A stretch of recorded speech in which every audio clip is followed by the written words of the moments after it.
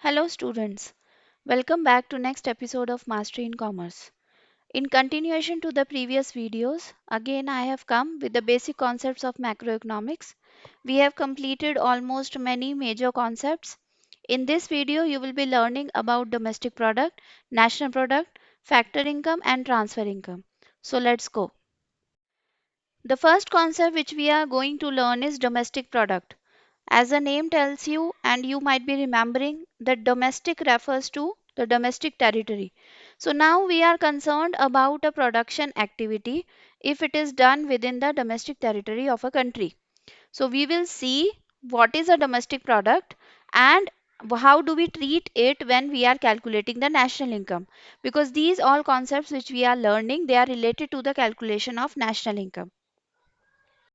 Domestic product, what is the meaning of it? So, domestic product includes production activity of production units located in the economic territory, irrespective of fact whether carried out by the residents or non residents. So, whatever production house is located inside the domestic territory and it is producing anything, whether it is done by resident or non-resident, is included in the domestic product. So even if outside company comes to our country and they produce anything, that production will be included in the domestic product.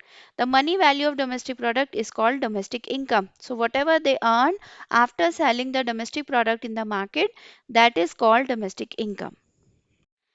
Now another important concept is national product.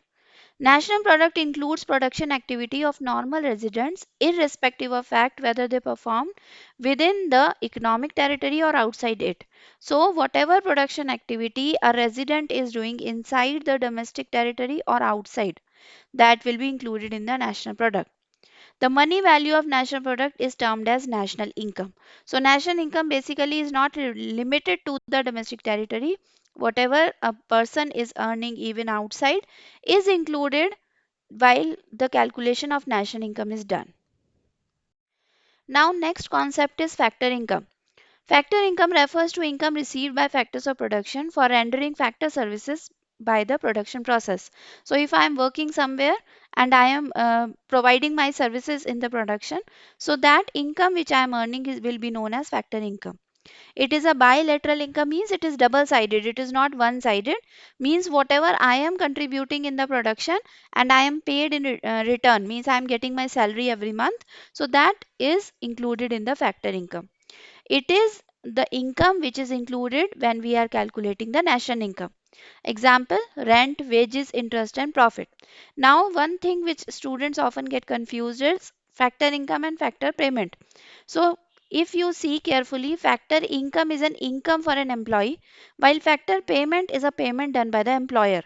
So basically they are the means same concepts, or you can say they are the same sides of the same coin, just two sides, that whatever a person is earning is paid by the other person. So factor income and factor payment are actually the same. Factor income is from the viewpoint of factor of production and factor payment is from the viewpoint of goods and services. Now, another very important concept which is often used is transfer income. And it will be again and again coming when you will be doing the numericals of national income.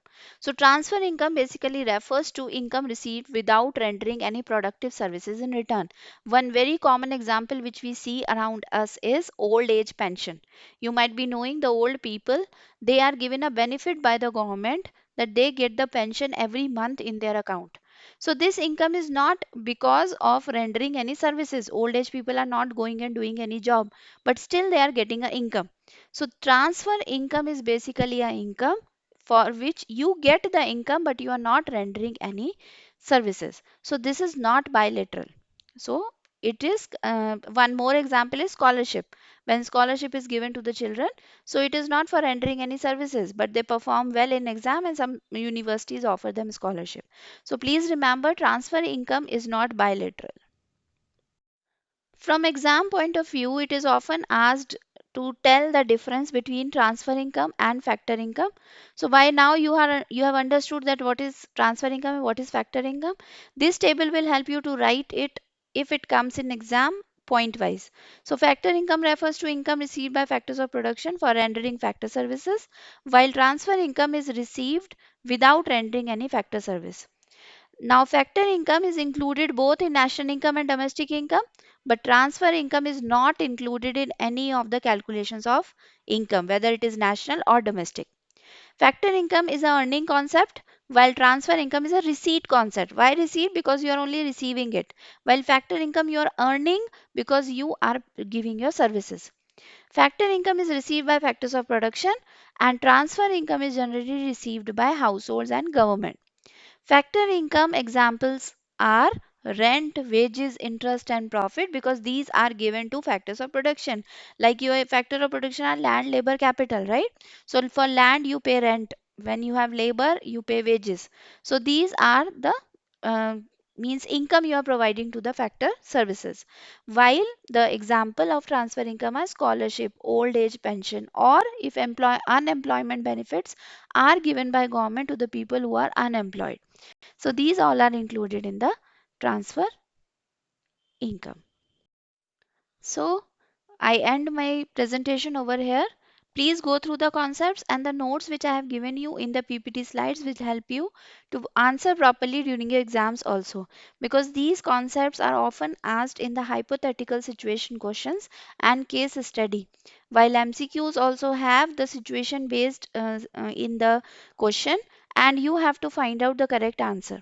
So please go through it. We will meet again in the next video. If you like this video, please like, share and subscribe it, and keep learning. Bye.